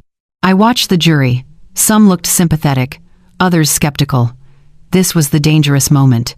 If they believed Jennifer's tears, believed she was just a desperate mother who made a mistake, we could lose. Robert stood for cross-examination. His expression was serious but not aggressive. "Mrs. Brennan, you testified you believed the power of attorney gave you authority to sell the property. Did you consult with a lawyer before doing so?" "Yes." Michael's friend reviewed the documents. "Did this friend specialize in elder law or power of attorney issues?" I don't know." "Did you consult with your mother's lawyer, Mr. Harrison, who actually drafted the power of attorney?"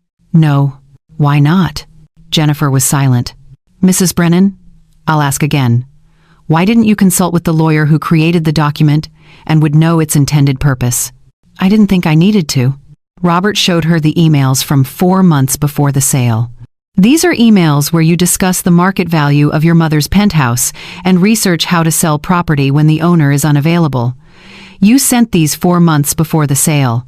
Does that sound like a desperate last-minute decision?" Jennifer hesitated, her face flushing. "I was just exploring options." "Exploring options 4 months in advance," Robert repeated.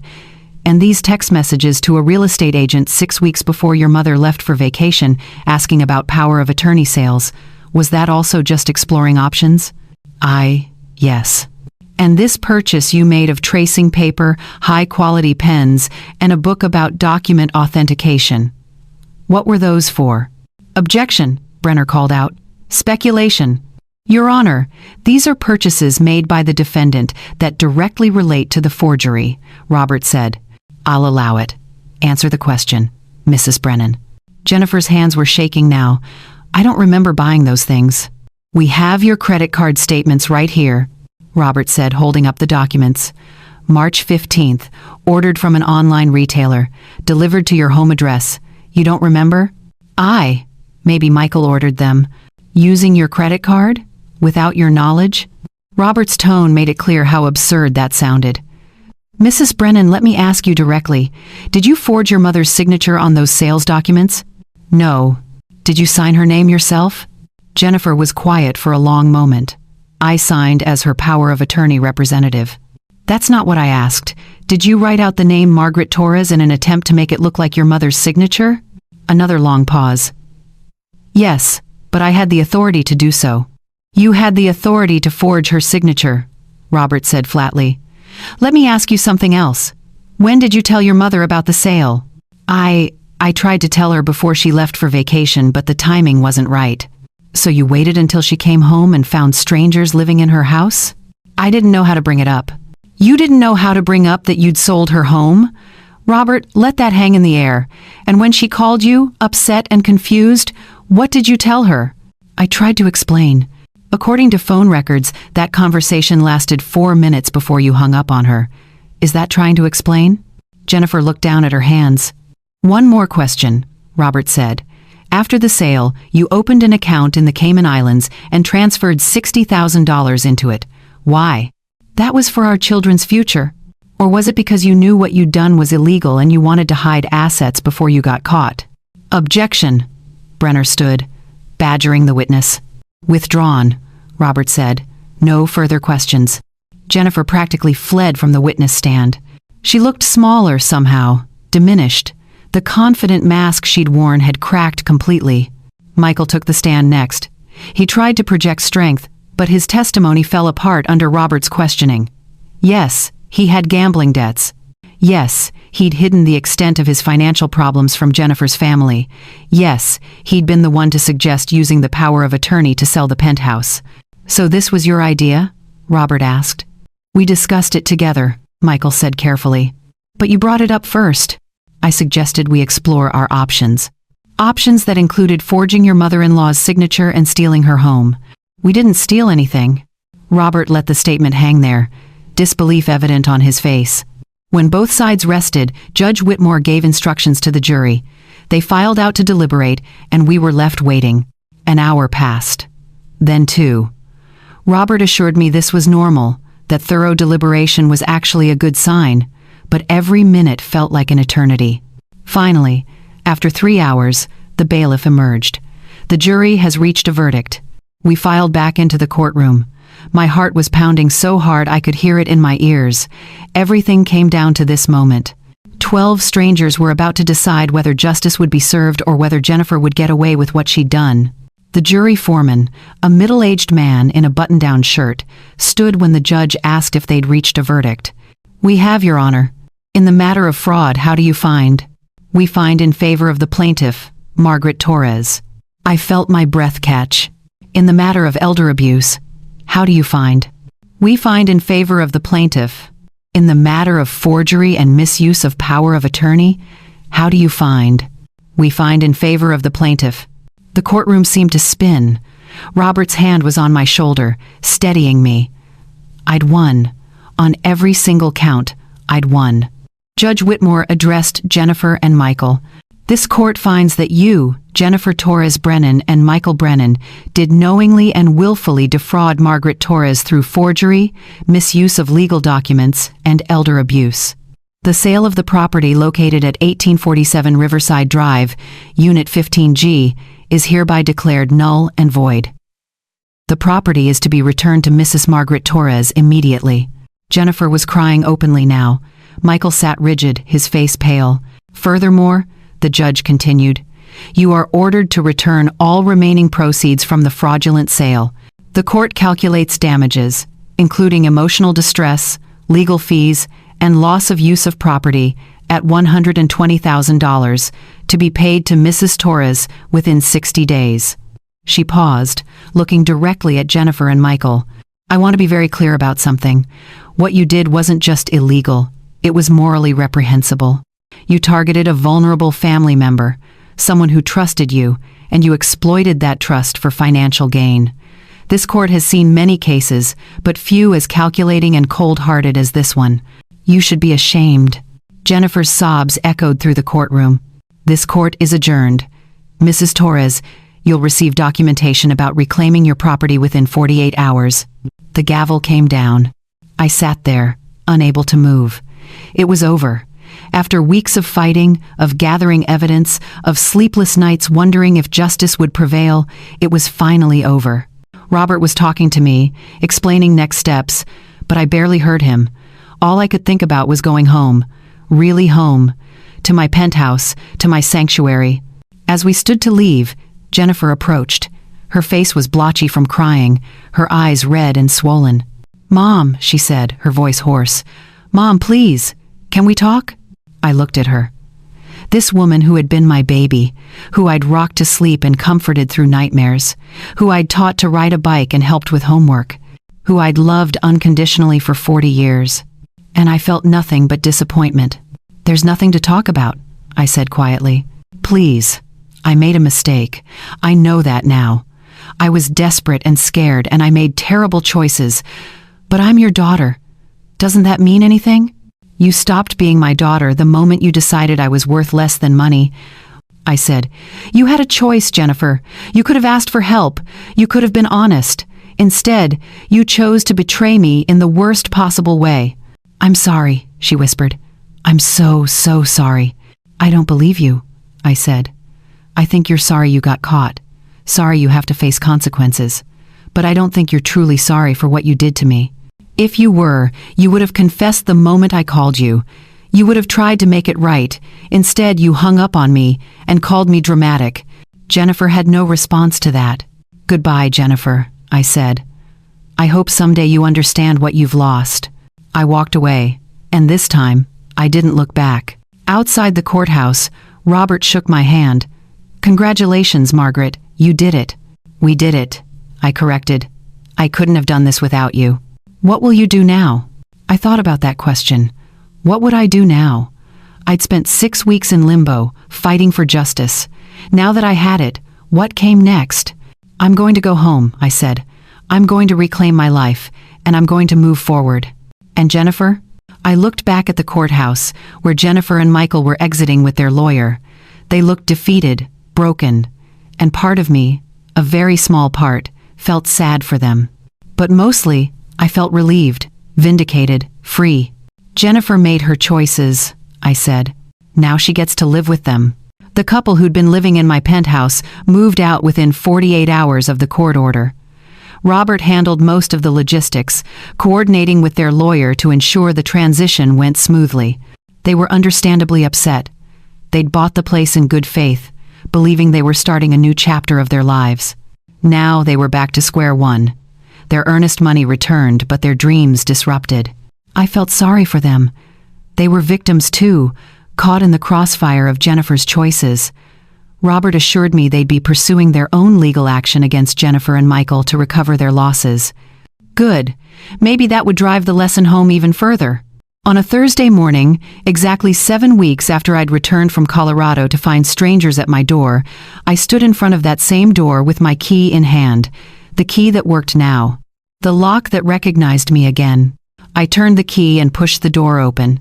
The penthouse was empty. The couple had taken their furniture when they left. The walls were bare where their family photos had hung, but it was mine again, truly mine. I walked through each room slowly, taking it all in. The living room with those floor-to-ceiling windows I'd loved. The kitchen where I'd baked countless cookies for my grandchildren.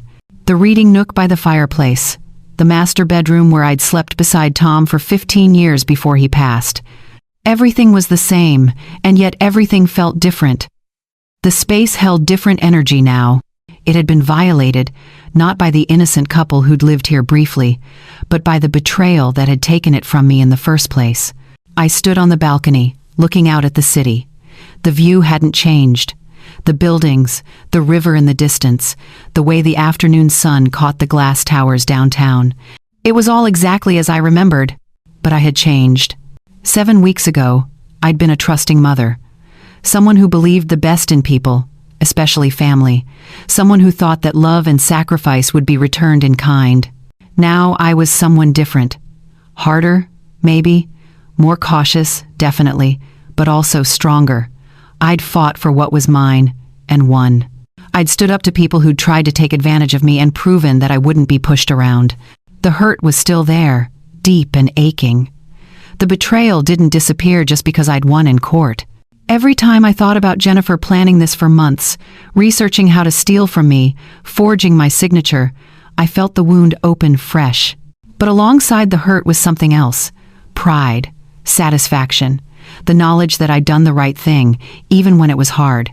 Even when it meant destroying what was left of my relationship with my daughter. My phone rang. Unknown number. I almost didn't answer, but something made me pick up. "Mrs. Torres?" A woman's voice, young and professional. "This is Sarah from Riverside Property Management. We wanted to let you know that your furniture has been moved out of storage and is being delivered tomorrow morning. Will you be available to accept delivery? My furniture." In the chaos of everything, I'd forgotten that Jennifer had put my belongings in storage when she sold the place. At least she hadn't sold those too. "Yes," I said. "I'll be here." "Wonderful. The delivery window is between 9 and noon. Is there anything else you need? No, thank you, that's all. I hung up and looked around the empty penthouse again. Tomorrow it would start to feel like home again. My couch, my bed, my dishes and books, and all the little things that made a house into a home. The moving truck arrived at 9:15 the next morning. The movers were efficient and careful, placing everything where I directed. By noon, my penthouse looked almost normal again. Not quite the same as before, but close enough that I could start to breathe easier. I spent the afternoon unpacking boxes, putting dishes in cupboards, hanging pictures on walls, small, ordinary tasks that felt monumental. Each item I put in its place was a statement. I'm home. I'm staying. No one can take this from me again. That evening, as I sat in my reading nook with a cup of tea, my phone buzzed with a text message. Jennifer. My finger hovered over the delete button. I didn't want to hear from her. Didn't want her apologies or excuses. But curiosity got the better of me. I opened the message. Mom, I know you don't want to hear from me. I understand that. But I need you to know that I realize what I did was unforgivable. Not just illegal, but morally wrong. I betrayed you in the worst way possible. I've lost everything because of it. Michael and I are getting divorced. I'm moving in with a friend because I can't afford our house anymore. The kids barely speak to me because they're ashamed of what I did. But the worst part is knowing that I destroyed my relationship with you. I'm not asking for forgiveness. I don't deserve it. I just wanted you to know that I understand now. I understand what I took from you. And I'm sorry. I'm so sorry. I read the message 3 times, looked for the manipulation, the guilt trip, the attempt to make me feel responsible for her consequences, but it wasn't there. The message was simple, direct, honest. She wasn't asking for anything, wasn't trying to weasel her way back into my life, just acknowledging what she'd done and accepting the consequences. I set the phone down and stared out the window. Part of me wanted to respond, to say something, anything, to bridge the enormous gap that now existed between us. She was still my daughter, no matter what she'd done. That bond didn't just disappear, but another part of me, the part that had been hurt and betrayed and dismissed, wasn't ready. Maybe would never be ready. I didn't respond to the message. Not that night, anyway. I needed time to process, time to figure out what, if anything, I wanted to say. Over the next few days, I settled back into my home, established new routines, had coffee on the balcony in the mornings, took walks in the evening. Slowly, the penthouse started to feel like mine again. Mrs. Patterson came by with a casserole and a warm hug. So glad you're home, dear. The building hasn't been the same without you. Margaret from my book club visited, bringing flowers and gossip about what I'd missed. We sat in my living room, drinking tea and talking about everything except the trial. It was exactly what I needed. But at night, when the city quieted down and I was alone with my thoughts, the reality of what I'd lost hit me. Not the penthouse. I'd gotten that back. But Jennifer, my grandchildren, the family I'd thought I had. I'd won the legal battle. I'd gotten justice. But justice didn't fill the empty chair at my dining table where Jennifer used to sit. It didn't bring back the Sunday phone calls. It didn't erase the knowledge that the person I'd loved most in the world had seen me as nothing more than a source of money. 1 week after moving back in, Jennifer sent another text. I'm in therapy, trying to understand why I made such terrible choices. The therapist says I have to take full responsibility and stop blaming circumstances. You were right about everything. I was selfish. I was cruel. I prioritized money over the person who gave me everything. I don't expect you to care, but I thought you should know I'm trying to become a better person, not for you. I know I can never make this right with you, but for my kids, so they don't grow up thinking this kind of behavior is acceptable. I read that message sitting in my reading nook, the same spot where I'd spent countless peaceful evenings before all of this happened. Jennifer was in therapy. Good. She needed it. But did that change anything for me? Did her attempts at self-improvement erase what she'd done? No, it didn't. But maybe, someday, it could be a starting point. Not for reconciliation, exactly. I didn't know if I could ever trust her again, but perhaps, eventually, for some kind of peace between us. That night, for the first time since returning from Colorado, I slept well, really well. The kind of deep, dreamless sleep that comes when you're finally safe in your own space. When I woke the next morning, sunlight was streaming through my bedroom window. I lay there for a moment, listening to the familiar sounds of the building, pipes humming, distant voices, the elevator dinging. I was home. Really, truly home. The fight wasn't completely over. Jennifer and Michael still faced criminal charges. There would be more court dates, more testimony, more reminders of the betrayal. But the worst part was behind me. I had my home back. I had my dignity back. I had proven that I wouldn't be taken advantage of. As I made coffee in my kitchen, I thought about what Robert had asked me outside the courthouse. What would I do now? I'd reclaim my life, I'd said. And I'd meant it. But what did that actually look like? Did I just go back to how things were before? Pretend none of this had happened? No, I couldn't do that. I'd been fundamentally changed by this experience. I saw the world differently now, saw people differently, even saw myself differently. I was stronger than I'd known, more resilient, more willing to fight for what was right, even when it hurt. That was worth something. That was worth a lot, actually. Jennifer sent one more text that week. I heard the DA is moving forward with criminal charges. I'm not going to fight it. Whatever sentence I get, I deserve it. I just wanted you to know that. I stared at that message for a long time. Then, for the first time since this whole nightmare began, I typed a response. I hope you find peace, Jennifer. I really do. But that peace needs to come from within you, not from me. Take care of yourself, take care of your children, and learn from this. I hit send before I could second-guess myself. Her response came 30 seconds later. Thank you, Mom. That's more than I deserve. And that was it. No more messages, no more attempts at contact, just a quiet acceptance of consequences and a tiny, fragile thread of connection that might, someday, lead somewhere. Or might not. And I was okay with that too. I finished my coffee and stepped out onto the balcony. The morning air was cool and fresh. The city was waking up. Life was continuing, as it always did. And I was continuing with it. Changed, yes. Scarred, absolutely. But still here, still standing, still me. That was enough. For now, it was more than enough. 3 months after the trial, I was standing in line at the grocery store when I saw them, my grandchildren, Emma, who was 12 now, and Jacob, who'd just turned 9. They were with a woman I didn't recognize, probably the friend Jennifer had mentioned moving in with. Emma saw me first.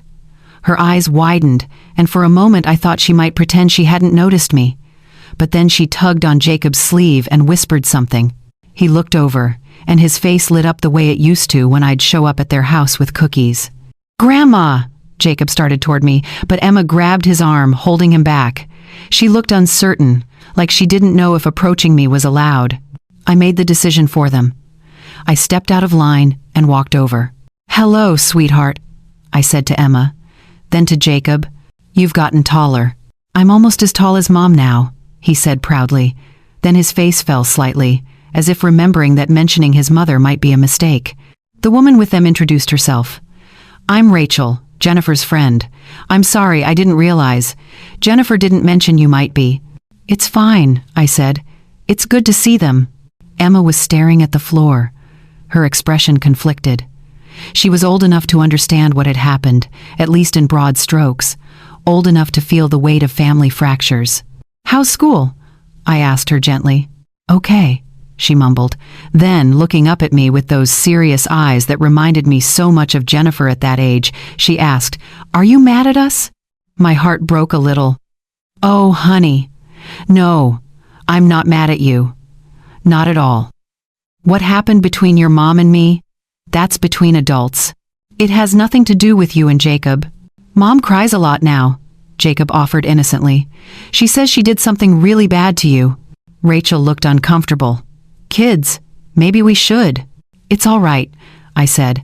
I crouched down so I was at Jacob's level. "Your mom made some mistakes, big ones, but that doesn't mean she's a bad person. It means she has to learn and grow, and it doesn't mean I stopped caring about you two." "Can we still visit you sometimes?" Emma asked, hope creeping into her voice. "Like we used to?" I hesitated. The practical part of me knew that maintaining a relationship with the grandchildren meant having some contact with Jennifer. It meant potentially opening myself up to more hurt. But looking at their faces, I couldn't say no. I'd like that, I said. If your mom is okay with it. Really? Jacob's face broke into a huge grin. We exchanged numbers with Rachel, who promised to talk to Jennifer about arranging a visit. As they walked away, Emma looked back once and waved. I waved back, feeling something shift inside me. Not forgiveness, exactly, but maybe the beginning of something that could eventually lead there. 2 weeks later, on a Saturday morning, my doorbell rang. I wasn't expecting anyone. When I checked the video monitor, I saw Jennifer standing in the hallway, alone. She looked nervous, shifting her weight from foot to foot. I almost didn't open the door, but curiosity won out. I unlocked it but left the chain on, opening it just enough to see her clearly. "Mom," she said, "I'm sorry for showing up unannounced. I know I should have called first, but I have something for you, and I wanted to bring it in person." She held up a small box, wrapped simply in brown paper. "You don't need to give me anything," I said. "I know. But please, just take it. I'm not asking to come in. I'm not asking for anything else. Just please, take this." Against my better judgment, I unlatched the chain and opened the door wider. Jennifer handed me the box. She looked thinner than the last time I'd seen her in court. Tired. There were strands of gray in her hair that hadn't been there before. "I'm not staying," she said quickly. "I just wanted you to have this, and to tell you that Emma and Jacob asked about visiting you. If you're willing, I'd like that to happen. Not because I'm trying to manipulate my way back into your life, but because they miss you, and you were always a wonderful grandmother. They shouldn't lose that because of what I did." I held the box but didn't open it. I ran into them at the grocery store. "They seem like they're managing okay." "They're resilient," Jennifer said. "More resilient than I am, apparently." She tried to smile, but it came out shaky. "I've been going to therapy twice a week, working through a lot of things, understanding why I made the choices I did, not to excuse them, just to understand them so I don't make them again." "That's good," I said, and I meant it. "The criminal trial is next month," she said quietly. "My lawyer thinks I'll get 18 months, probably serve 9 with good behavior. I'm scared, but I'm also relieved, in a weird way. Like I need to pay this debt before I can move forward." I didn't know what to say to that. Part of me still wanted her to suffer for what she'd done. But another part of me, the mother part, that never fully goes away no matter what happens, hurt for her. "I should go," Jennifer said. "Thank you for talking to me, for considering letting the kids visit. It means more than you know." She turned to leave, then paused. "Mom, I know I've said this before, but I need to say it again. I'm sorry, not because I got caught, not because I'm facing consequences, but because I hurt you, because I betrayed your trust, because I treated you like you were disposable. You deserved so much better from me." Her voice cracked on the last words. She didn't wait for a response, just walked away toward the elevator. I closed the door and stood there for a moment, holding the box. Then, I went to my living room and sat down to open it. Inside was a photo album, old, with worn leather binding. I recognized it immediately. It was the album my mother had kept, full of photos from my childhood. I'd given it to Jennifer years ago, thinking she might want to show her children where their family came from. I opened it carefully. Photos of me as a little girl, my parents, long gone now, my grandparents, family gatherings from 60 years ago, and tucked into the front page was a note in Jennifer's handwriting. "Mom, I found this when I was packing up the house. I wanted you to have it back. Not because I don't want it, but because it belongs with you. These are your roots, your history, the foundation of everything you built. I took so much from you. I can't give it all back, but I can give you this. Love, Jennifer." I sat there with the album in my lap, looking at a photo of myself at 5 years old, standing between my parents in front of our tiny apartment. We didn't have much back then, but we had each other. We had love. We had trust. That little girl in the photo had grown up believing that hard work and honesty and treating people right would be rewarded. That family meant something, that trust was sacred. Jennifer's actions had shaken that belief, had made me question everything I thought I knew about the people closest to me. But sitting there with that album, with the tangible proof of where I'd come from and what I'd overcome, I realized something. Jennifer's betrayal hadn't destroyed me. It had hurt me, yes. Changed me, absolutely. But I was still here, still standing, still the same person at my core who'd built a life from nothing. And maybe, just maybe, there was room in my life for boundaries and for connection, for holding people accountable and for showing mercy, for protecting myself and for leaving the door open, just a crack, for the possibility of healing. I wasn't ready to forgive Jennifer completely. Might never be, but I could accept her apology. I could allow my grandchildren into my life. I could acknowledge that she was trying to become better, even if that didn't erase what she'd done. That evening, I called Rachel and arranged for Emma and Jacob to visit the following weekend. Then I sent Jennifer a text, brief but sincere. "Thank you for the album. It means a lot. The kids can visit Saturday at 10. Her response came quickly. "Thank you, Mom, really, thank you." I set the phone down and looked around my penthouse, my home that I'd fought for and won back. It wasn't just a place anymore. It was a symbol, a reminder that I was stronger than I'd known, that I could face betrayal and come out the other side intact. Justice had cost me my relationship with my daughter, at least for now. It had cost me my illusions about family loyalty being unconditional. It had cost me my innocence, my trust, my belief that love was always enough. But it had given me something too. Dignity, self-respect, the knowledge that I could stand up for myself when it mattered most. The proof that actions have consequences, even for people we love. And maybe, if we were both willing to do the work, it had given Jennifer and me a chance at something new. Not what we had before, that was gone forever, but perhaps something more honest, more real, built on truth instead of assumptions. I didn't know if that would happen, couldn't guarantee it, but for the first time since coming home from Colorado all those months ago, I felt like it was possible. And possibility, I was learning, was sometimes enough. Saturday morning arrived with sunshine streaming through my balcony windows. I'd been up since 6, cleaning the penthouse and preparing for Emma and Jacob's visit. Cookies in the oven, their favorite. Hot chocolate ready to make. Board games pulled from the closet where they'd sat unused for months.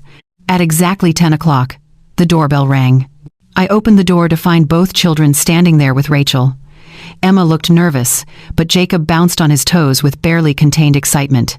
"Come in," I said, stepping aside. Jacob rushed past me into the living room. "Everything looks the same." "Well, mostly the same." "Is that a new lamp?" "Same lamp," I said, laughing. "Just moved to a different spot." Emma entered more slowly, taking everything in. She walked to the balcony doors and looked out at the view. "I miss this place," she said softly. "I used to love coming here." "You're welcome here anytime," I told her. "That hasn't changed." Rachel lingered at the door. "I can come back in a few hours, say 1 o'clock?" "That works perfectly." After she left, I spent the morning with my grandchildren the way I used to. We played games, we talked about school and friends and their favorite shows. Jacob told me elaborate stories about his soccer team. Emma showed me photos on her phone of an art project she was working on. It felt normal, almost like before, except we all knew it wasn't quite the same. There was an awareness now, a carefulness in how we spoke. Certain topics went unmentioned. Jennifer's name came up only once, when Jacob asked if I thought his mom would be okay. "Yes," I told him honestly. "I think she will be. It might take time, but your mom is strong. She'll get through this." "Are you still mad at her?"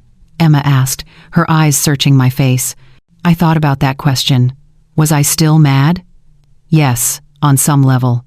The betrayal still stung. The hurt hadn't completely healed, but the sharp, burning anger had faded into something else. Something more like sadness and disappointment. "I'm working on not being mad," I said. "It's a process, but I'm getting there." Emma seemed satisfied with that answer. When Rachel came to pick them up at 1, Jacob hugged me tightly. "Can we come back next weekend?" "We'll see," I said, "but I'd like that." After they left, I stood on my balcony and looked out at the city. 4 months ago, I'd returned from vacation to find my entire life upended. 4 months ago, I'd felt helpless and betrayed and lost. Now, standing in my home that I'd fought for and won back, I felt different. The experience had stripped away something I'd carried my whole life.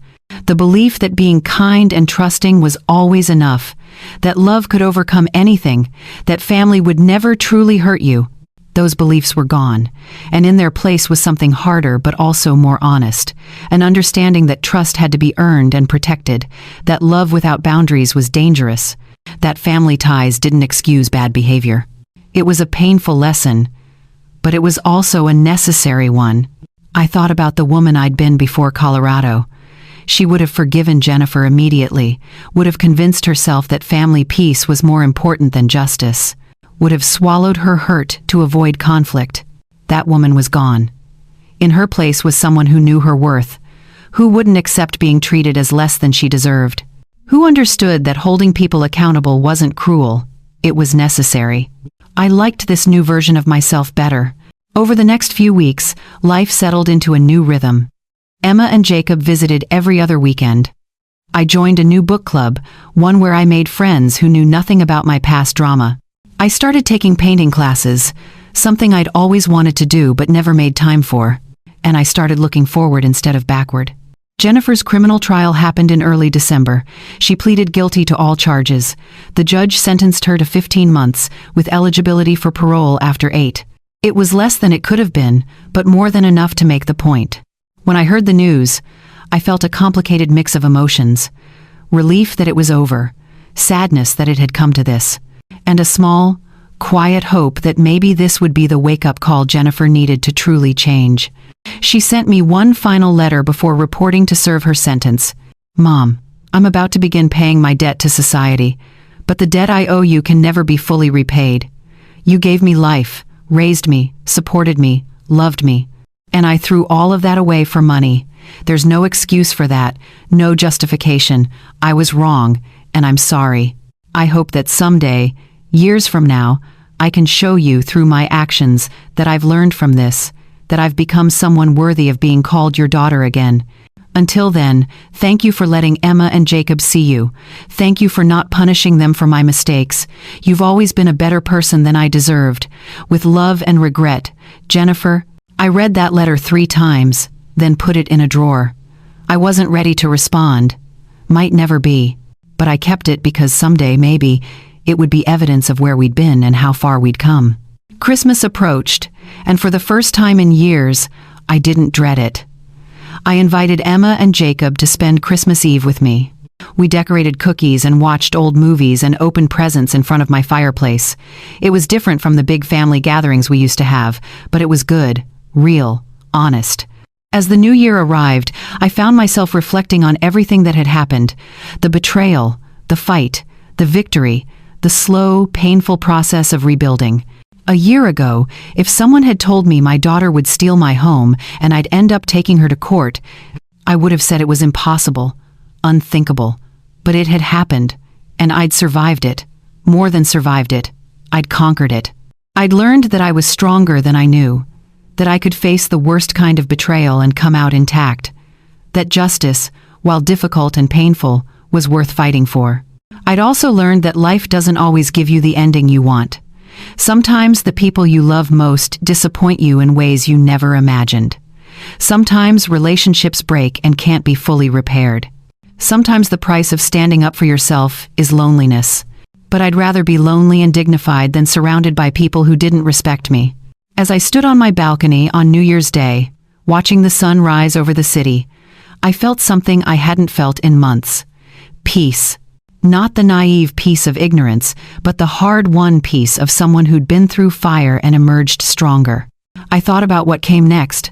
More art classes, maybe some traveling, possibly volunteering at a legal aid clinic, helping other elderly people who'd been taken advantage of.